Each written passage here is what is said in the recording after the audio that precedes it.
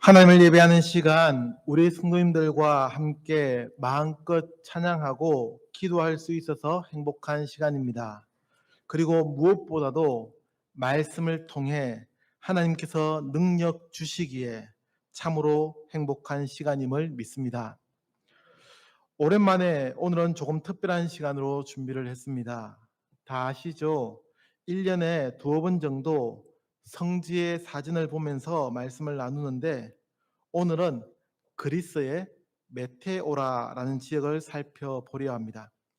이 단어는 그리스어 메테오르를 어원으로 하며 공중에 떠 있다라는 의미라고 합니다. 유성을 뜻하는 영어의 미티어 혹은 메테오도 같은 어원을 가지고 있습니다. 이 지역에 대한 소개를 드리면 이 메테오라는 그리스의 테살리아 지방 트리칼라 주에 있습니다. 그리스 중부 지역에 있다는 정도로 기억하시면 됩니다. 화면을 한번 올려주시죠. 지도로 보시면 이렇습니다. 가운데에 빨간 점으로 표시된 곳이 메테오라라는 지역인데 그리스 중부 칼라바카의 북쪽에 있습니다. 이곳은 캄보니아 산맥으로부터 두 개의 암괴, 즉 두 개의 큰 바위 덩어리가 울퉁불퉁하고 뾰족뾰족한 바위 언덕들의 모습을 이루며 남쪽으로 돌출해 있습니다. 뾰족한 바위들은 평균 높이가 300m이지만 550m에 이르는 것도 여러 개가 있습니다. 이 지역을 지형으로 보시면 이 화면과 같습니다. 거대한 바위들이 침식 작용에 의해 기괴한 모습으로 드러난 것이 보이십니까?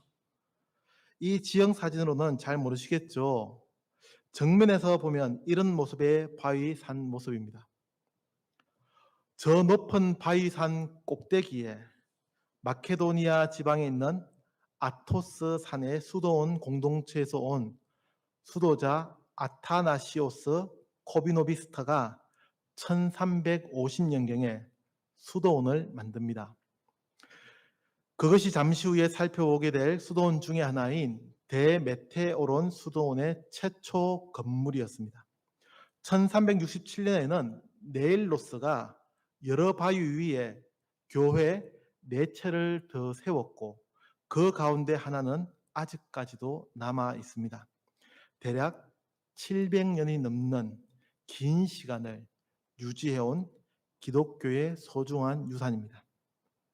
이후 투르크족이 테살리아 지방을 점령한 뒤 15, 16세기 수도원이 몇 개 더 세워졌고 그 터가 좁은데도 수도원들마다 수도자의 개인 기도실, 물탱크, 한두 개의 교회당, 그리고 휴게실 등이 있었고 어떤 곳은 도서관이 있는 것도 있었습니다. 16세기에는 이곳에 16개의 수도원이 있었다고 하는데 모두 밧줄과 거물을 이용해서만 올라갈 수 있었습니다. 아쉽지만 지금 대부분의 수도원이 빈 곳으로 남아있고 대표적인 몇 개의 수도원은 아직도 존속하고 있습니다. 물론 지금은 이 수도원에 다리나 바위를 깎아 만든 계단을 통해 예전보다는 훨씬 쉽게 올라갈 수 있습니다. 안타깝게도 이 수도원들은 제2차 세계대전과 잇따른 내란 중에 많이 파손되었습니다. 그래도 1960년에 다시 복원되어 성경의 필사본들과 16세기 프레스코 벽화가 보존될 수 있었지만 1960년대 초에 도로가 건설되었고 관광객이 대규모로 들어갈 수 있게 되자 젊은 수도자들은 이곳에 오기를 피했고 기존의 나이 많은 수도자들은 누구의 간섭도 받지 않는 인적이 없는 곳을 찾아 아토스 산으로 거처를 옮겼다고 합니다. 그래서 지금은 소수의 수도자만이 남아있는 실정입니다. 이 수도자들을 수도사 혹은 수사, 사제 등으로도 지칭하기도 하는데 편의상 저는 수도자로 통일해서 말씀드리겠습니다. 이 수도원들 중에 처음으로 소개해 드릴 곳은 성 니콜라스 아나파우사스 수도원입니다. 이 수도원은 약 80m 높이의 작고 좁은 바위 꼭대기에 있으며 성지순례를 가면 가장 먼저 만나는 곳입니다. 약칭으로 니콜라스 수도원이라고 하는데, 이 수도원은 14세기 후반에 지어졌으며 좁은 표면에 지어졌기에 건물을 옆으로 확장하지 못하고 위로 한 층씩 더 쌓아가며 확장했습니다. 성 니콜라스는 카톨리콘이라고 하는, 쉽게 말해서 예배당으로 번역할 수 있는데, 이 예배당이 2층에 위치해 있습니다. 3층에는 식당과 세례 요한 예배당이 있고 벽은 14세기 프레스코화로 장식되어 있습니다. 다음은 바를라암 수도원입니다. 이 수도원은 메테오라에서 두 번째로 큰 수도원이며 1350년에 수도자 바를라암이 이곳 암벽을 등반하여 꼭대기에 올라가 수행함으로 그 역사가 시작되었습니다. 바를라암은 이 절벽의 표면에 재료를 매달아 끌어올려서 세 개의 교회를 지었는데, 바를라암이 죽은 이후에는 이 수도원이 두 명의 수도자인 형제 테오파네스와 네타리오스 압사라데스가 이곳에 와서 교회를 재건하기까지 약 200년 동안 그대로 방치되고 버려져 있었다고 합니다. 재밌는 것은 이곳에 수도원을 지을 재료를 저 위로 끌어올리는 데는 22년이 걸렸다고 합니다. 워낙 높고 험해서 22년 동안 재료를 하나씩 끌어올렸는데, 정작 저 건물을 짓는 데에는 20일밖에 걸리지 않았다고 합니다. 이 수도원은 한때 계속적으로 번창하여 35명의 수도자가 머물기도 했지만 현재는 7명의 수도자가 거주할 뿐입니다. 이곳에는 박물관이 있어서 다양한 유물들과 교회의 유산들을 볼 수가 있습니다. 세 번째 수도원입니다. 루사누 수도원이라고 하는데, 루사누 수도원은 다른 많은 수도원과 마찬가지로 14세기경에 건설되었습니다. 이곳의 대성당은 16세기에 지어졌고 1540년에 장식된 것으로 추정됩니다. 루사누라는 이름은 바위에 처음으로 정착한 첫 번째 러시아 수도자 집단에서 따온 것으로 보고 있으며, 수도원은 484m 높이에 자리 잡고 있습니다. 대메테오론 수도원. 이 수도원은 가장 오래되었고 가장 큰 수도원입니다. 이 수도원은 앞서도 잠깐 언급했던 것처럼 아토스 산에서 온 아타나시오스에 의해 세워졌습니다. 그는 이곳을 성모 마리아에게 바치는 교회로 건축하였고, 나중에는 수도자들이 수도에 집중하여 생활할 수 있도록 각각의 작은 공간들을 만들었습니다. 이 수도원은 16세기에 많은 제국과 왕실의 기부를 받아 번창했으며, 그 당시에는 300명의 수도사들이 작은 공간 안에서 생활하였습니다. 그러나 2015년을 기준으로는 지금은 3명의 수도자만이 거주하고 있다고 알려져 있습니다. 어쩌면 이미 7년이 지났기 때문에 지금은 더 적은 수의 수도자가 이곳을 지키고 있을지도 모르겠습니다. 이 수도원은 메테오라에서 가장 큰 수도원이기 때문에 다양한 공간들이 배치되어 있습니다. 우선 이 수도원으로 가는 입구를 한번 보시죠.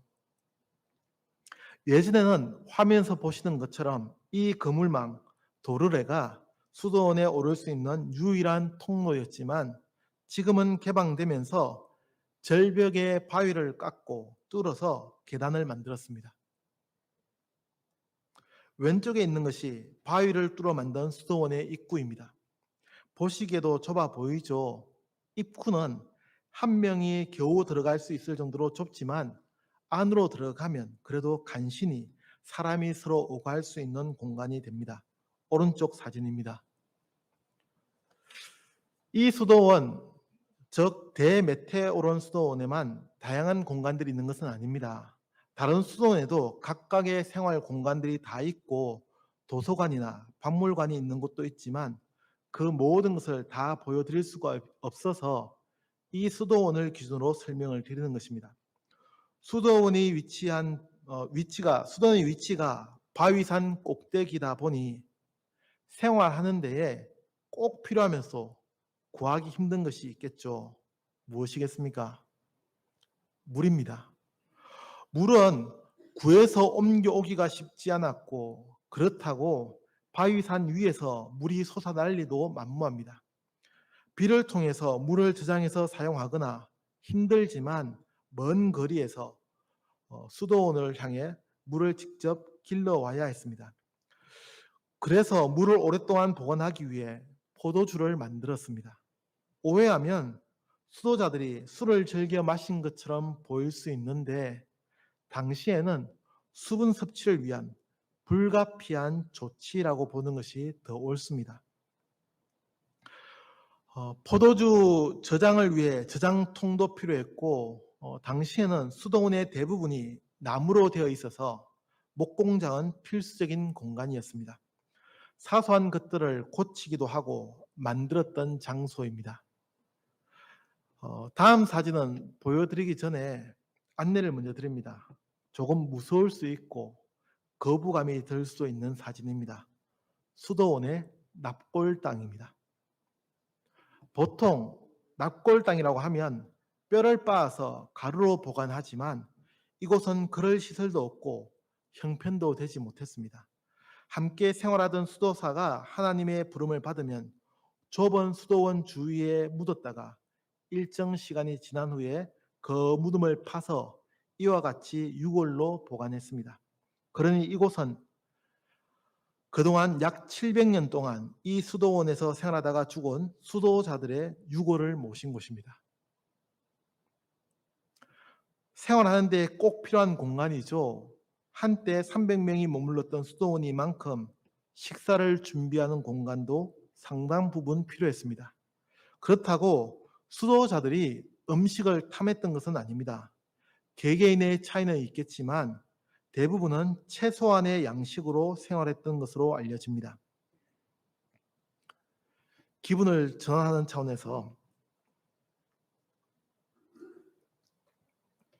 대메테오론 수도원에서 내다본 전경입니다. 이런 곳에 가서 살라고 하면 못 살겠지만 이곳에서 내려다보는 전경만큼은 그야말로 일품입니다. 주변에 위치한 수도원들도 볼 수 있고 마을을 다 내려다볼 수 있습니다. 잠시 한번 경치를 감상해 보시죠. 대메테오론 수도원의 마지막 사진입니다. 전체는 아니지만 수도원의 모습을 자세히 볼 수 있는 사진입니다. 역시 살라고 하면 못 살아도 보기에는 근사해 보이는 건물입니다. 다른 수도원도 마찬가지이지만 지명이나 이름이 어느 나라의 언어에서 번역하느냐에 따라 조금씩 차이가 있을 수 있습니다. 그래서 저는 백과사전에 기록된 이름을 기준으로 말씀을 드리고 있습니다. 이 수도원도 그렇습니다. 영어의 뜻을 생각하면 성삼위일체 수도원이라고 번역하는 것이 더 좋아 보이는데 백과사전에는 성삼위 수도원이라고 소개되어 있고 그래서 저도 그대로 사용합니다. 어떤 곳에는 트리니티 수도원이라고 소개하기도 합니다. 아무튼 이 수도원은 14세기에서 15세기에 지어진 것으로 여겨집니다. 그 이전에도 고대 그리스인들은 암벽 바닥에 아래쪽에 오두막 같은 은신처를 만들었습니다. 그러나 14세기에 요한 우로스가 메테오라로 이주하여 이 바위 절벽 위에 수도원을 지었다고 합니다. 그리고 그는 정치적 격변의 시기에 이곳을 안전한 피난처로 사람들에게 제공했습니다. 실제 수도원은 1475년에서 1476년 사이에 지어진 것으로 추정됩니다. 성 스테파누스 수도원은 14세기에 지어진 것으로 알려졌지만 1798년에 새로운 예배실이 만들어졌기에 다른 수도원들보다는 가장 최근에 지어졌다고 합니다. 이 수도원에는 예배실을 비롯한 주방과 식당 그리고 다양한 목적의 방들로 구성되어 있습니다. 지금은 식당을 박물관으로 사용하고 있습니다. 세계대전이 일어났을 때에는 이 수도원이 난민들을 보호하고 있다고 알려져서 심한 폭격과 약탈을 당했습니다. 1961년에 이 수도원은 수녀원으로 변경하였고 2015년을 기준으로 28명의 수녀들이 생활하고 있습니다. 성스테파누스 수도원을 다른 각도에서 찍었는데 얼핏 보면 뒤쪽에 언덕과 붙어 있는 것처럼 보이지만 실제로는 사이가 상당 부분 떨어져 있어 다리를 통해서 건너갈 수 있습니다. 오늘의 성지 사진은 여기까지입니다. 그리스를 성지 순례하게 되면 빼놓지 않고 가는 곳이기도 하지만 일반적인 여행에서도 그 경치가 아름다워 많은 사람들이 찾는 수도원 지역 메테오라였습니다. 저는 신학을 공부하면서 사막의 교부들을 알게 되었고 그들의 삶을 보며 참으로 대단하다고 그리고 청빈함이 있어서 꼭 닮고 싶은 모습들이라고 생각합니다. 그 중에 한 교부 수도자를 소개하려 합니다. 사부 오르라는 분인데 이름은 오르이고 사부라는 말은 원로 수도자들에게 붙여진 존칭입니다. 사막 교부들의 삶이라는 책에서는 그분을 이렇게 소개합니다. 그는 1000명의 수도자들이 모여 사는 수도원의 지도자였고 마치 천사 같은 모습을 하고 있었다. 그의 나이는 약 90세쯤 되었는데 그의 얼굴에서는 광채가 나서 누구든 그를 바라보기만 해도 경이감으로 가득 찼다. 또 이런 소개도 있습니다. 그는 손수 조그만 오두막을 짓고 소금에 절인 야채만 먹고 지냈다. 어떤 때는 한 주일에 한 끼만 먹기도 했다. 참으로 대단하지 않습니까? 어떻게 일평생을 사막 한가운데 가서 육신의 안락함을 다 버리고 살아갈 수 있겠습니까? 아무나 할 수 없는 참으로 결단하고 다짐해야 겨우 흉내라도 내볼 수 있는 모습이라고 생각합니다. 오늘 함께 보았던 메테오라 수도원의 생활도 마찬가지였습니다. 그들은 세상의 쾌락을 버리고 하나님을 만나기 위해 하나님과 함께 살아가기 위해 높은 바위 언덕 위로 올라갔습니다. 그리고는 사람들이 쉽게 그곳에 올라오지 못하도록 했고 일평생을 하나님께 헌신하겠다는 다짐을 한 사람만이 외주를 타고 혹은 흔들리는 사다리를 타고 오르도록 했습니다. 왜입니까? 하나님께 더 다가서기 위해서였습니다.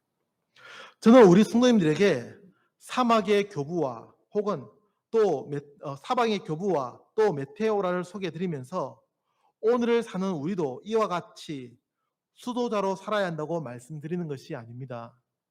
수도자는 하나님의 특별한 은혜가 있어야 헌신할 수 있는 삶입니다.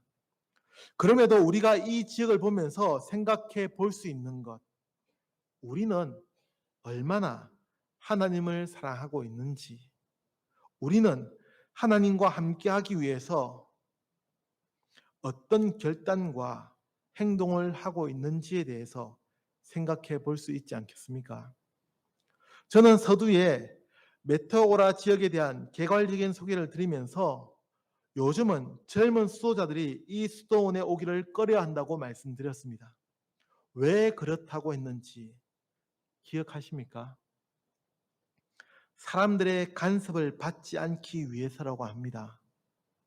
도로가 생기고 수도원에 오를 수 있는 길이 만들어지면서 더 이상 조용히 하나님께 기도하고 수도할 수가 없으니 젊은 수도자들이 오지 않는다는 것입니다. 그나마 그곳에 생활하던 나이 많은 수도자들도 다른 곳으로 조용한 곳으로 옮겨가고 말았습니다. 요즘에도 젊은이들이 그렇게 한다고 하니 더 새롭게 다가옵니다. 그처럼 하나님과 더 가까이 함께 하려는 마음이 부럽기도 하고 도전이 되기도 합니다. 조금 전에 소개해드린 오르라는 사막의 교부는 어떻습니까? 그도 세상의 즐거움을 잘 알고 있었을 텐입니다. 먹고 마시는 것이 풍족해야 삶의 재미도 더 느낄 수 있죠. 오전에 우리 목사님을 통해서도 말씀 듣지 않았습니까? 푹신한 좋은 베개보다는 돌베개가 훨씬 더 불편합니다. 그래서 아무도 돌베개를 베고 잠을 자려 하지 않을 텐입니다. 삶의 공간이 평안해야 합니다. 그래서 오늘 이 시대의 사람들은 더 넓고 좋은 집, 더 좋은 차를 선호하는 것이 아닙니까? 그럼에도 이 교부들은 그것을 쫓아 살지 않았습니다. 수호자들은 하나님과 더 가까이 다가서는 삶만을 추구하며 살아갔습니다. 팔레스타인을 걷다라는 책에서는 다음과 같은 내용이 있습니다. 성경에서 사막과 광야는 특별한 장소입니다. 그곳은 무엇보다도 하나님을 만나는 곳입니다. 우연히 광야로 나갔다가 하나님을 만난 사람들도 있고 하나님을 더 깊이 만나기 위해 광야로 나간 사람들도 있습니다. 광야가 이처럼 특별한 의미를 지닌 까닭에 주님도 유대 광야에서 40일 동안 금식하며 기도하셨고 초기 교회에는 사막에서 수도하는 사막의 교부들이 있었습니다. 오늘 함께 읽은 말씀을 보시면 세례 요한의 모습을 기록합니다. 다 아시지 않습니까? 그는 제사장의 아들이었습니다. 유대인들은 혈통에 따라 아버지가 제사장이면 아들도 제사장이 되어야 했습니다. 당시 성전은 예루살렘, 즉 이스라엘의 수도에 있었고 그곳에서 제사장으로 섬기며 살 수 있었습니다. 전부 그런 것은 아니지만 당시의 상황에서 제사장은 꽤 괜찮은 지위였습니다. 그러나 요한은 그런 편안한 삶에 연연하지 않았습니다. 하나님의 계획에 따라 광야로 나갔습니다. 2절의 말씀, 하나님의 말씀이 빈들에서 사가라의 아들 요한에게 임한지라라고 합니다. 빈들에서. 세례 요한은 빈들에서 생활했습니다. 이 부분을 표준 세번역 성경은 광야라고 번역합니다. 왜 요한이 빈들에 있었습니까? 왜 광야에 있었을까요? 그곳에서 하나님의 말씀을 들었다고 하는데 하나님께서 그를 제사장의 삶이 아니라 예수님의 길을 예배한 자로 부르셨기 때문입니다. 그는 하나님의 계획과 뜻에 따라 광야로 나갔습니다. 저는 오늘 이 시대가 너무 이 세상의 것에 집착하도록 만드는 것이 아닌지 돌아보게 됩니다. 특별히 높은 바위 위에 지어진 수도원을 보면서 그리고 사막으로 나갔던 수호자들을 보면서 무엇보다도 하나님의 뜻을 이루었던 세례 요한을 마주하면서 우리의 삶을 돌아보게 됩니다. 그래서 오늘 이 시간의 제목은 하나님과 함께로 정하게 되었습니다. 광야는, 사막은, 그리고 메테오라는 하나님과 함께하는 장소였습니다. 더 하나님께 다가가기 위해, 더 하나님의 뜻을 알기 위해서 세상의 것을 떠나 살았던 믿음의 사람들의 발자취입니다. 이 말씀과 그 장소들을 보면서 우리가 이 세상을 떠나 살 수는 없지만 하나님께로 더 가까이 다가서는 시간이 되기를 축복합니다. 사랑하는 성도 여러분, 우리 성도님들께는 하나님을 만나는 특별한 장소, 사막과도 같은 장소, 메테오라 같은 그 장소가 있습니까? 하나님과 함께 살아가는 포항 송도교회의 성도들이 되시기를 주님의 이름으로 축복합니다. 기도하겠습니다. 메테오라 지역과 사막 교부들의 삶, 또한 세례 요한의 모습을 보면서 오늘 우리가 너무 이 세상의 것에 연연해하고 집착하며 살아가고 있지 않는지 돌아보게 됩니다. 오직 하나님과 함께 생활하기 위해서 세상의 모든 안락함을 버리고 산속으로 또 사막 속으로 들어갔던 우리 믿음의 선조들의 삶과 같이 오늘을 사는 저희들도 하나님을 만나는, 하나님의 뜻을 알아가는 특별한 자리, 그 특별한 자리를 찾아가게 하옵소서. 하나님, 우리의 믿음이 더욱더 깊어지게 하시고 하나님과 함께 살아가는 삶이 되게 하여 주옵소서. 예수님의 이름으로 기도합니다. 아멘.